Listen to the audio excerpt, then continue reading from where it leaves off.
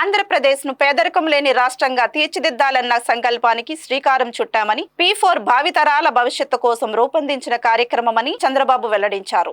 సమాజంలోని సంపన్నులను పేదలతో అనుసంధానించి పేదరికాన్ని నిర్మూలించేందుకు ఉద్దేశించిన మార్గదర్శి బంగారు కుటుంబం P4 జీరో పావర్టీ కార్యక్రమాన్ని ఆయన అమరావతిలో ప్రారంభించారు. ఈ సందర్భంగా ముఖ్యమంత్రి చంద్రబాబు ప్రసంగిస్తూ ఉగాది రోజున ఏ పని ప్రారంభించినా జయప్రదమవుతుందని ఆయన తెలిపారు. రాష్ట్ర భవిష్యత్తు కోసం ఆలోచించే పవన్ కళ్యాణ్ వంటి మిత్రుడు ప్రభుత్వంలో ఉండడం సువర్ణావకాశమని కొనియాడారు. P4 అమలు మాటలతో అయ్యేది కాదని మంత్రులు, అధికారులు, ప్రజాప్రతినిధులు సిద్ధపడాలని తెలిపారు. డబ్బులు సంపాదించిన వ్యాపారవేత్తలు, పారిశ్రామికవేత్తలు ముందుకు రావాలని, అందరం సమిష్టిగా పనిచేయాలని పిలుపునిచ్చారు. అమరావతి 4 ఏళ్ల తర్వాత ప్రపంచంలోనే ఆదర్శవంతమైన రాజధానిగా తయారవుతుందని, దేశ విదేశాల నుంచి ఎందరో వస్తారని చంద్రబాబు ఆశాభావం వ్యక్తం చేశారు.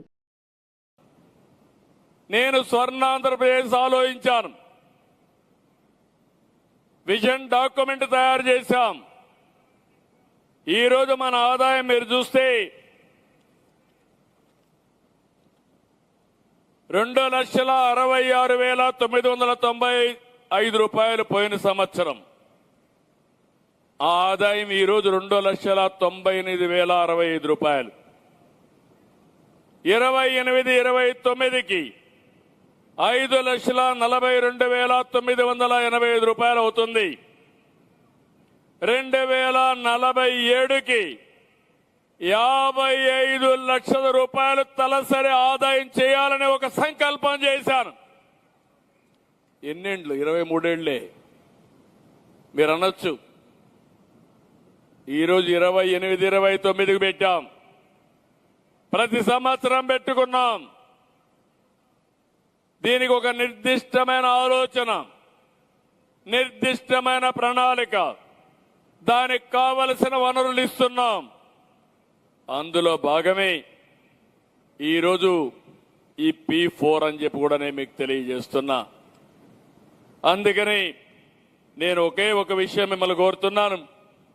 ఇవన్నీ సాధ్యం కావాలంటే ప్రజల్లో ఒక ఆలోచన రావాలి. అదే మరిగా మనందరిలో కూడా దీని మీద ముందుకు పోవాలి. ఇది చేయాలనే పట్టుదల రావాల్సిన అవసరం ఉంది. నా సంకల్పం అయితే చాలా స్పష్టంగా ఉన్నాను.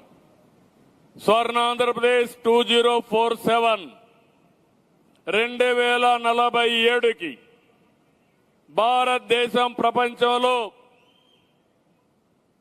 ఒకటి గాని రెండో అగ్రదేశంగా ఉంటుంది.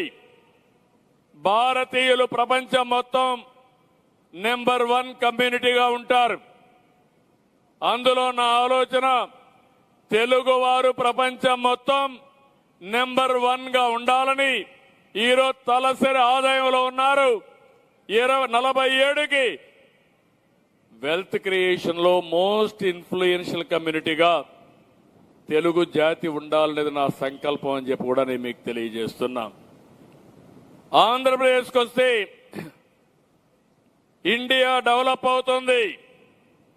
మనకి ఇబ్బందులు వచ్చాయి, అప్పులున్నాయి, కష్టపడతాం, ఇవన్నీ రీపే చేస్తాం, సంపద సృష్టిస్తాం. అందుకే నేను గాని మా మిత్రుడు గాని మేము ఆలోచించేది సంక్షేమ కార్యక్రమాలు ఇవ్వాలి, సంపద సృష్టించాలి, ఆదాయం పెంచాలి.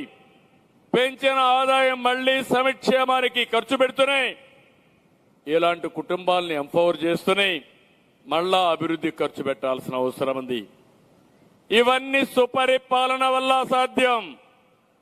లేకపోతే ఇవన్నీ మనం సాధించలేమని చెప్పి కూడా నేను మీకు తెలియజేస్తున్నా.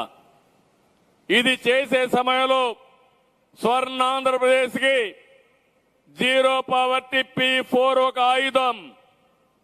మార్గదర్శి బంగారు కుటుంబం స్వర్ణాంధ్రప్రదేశ్.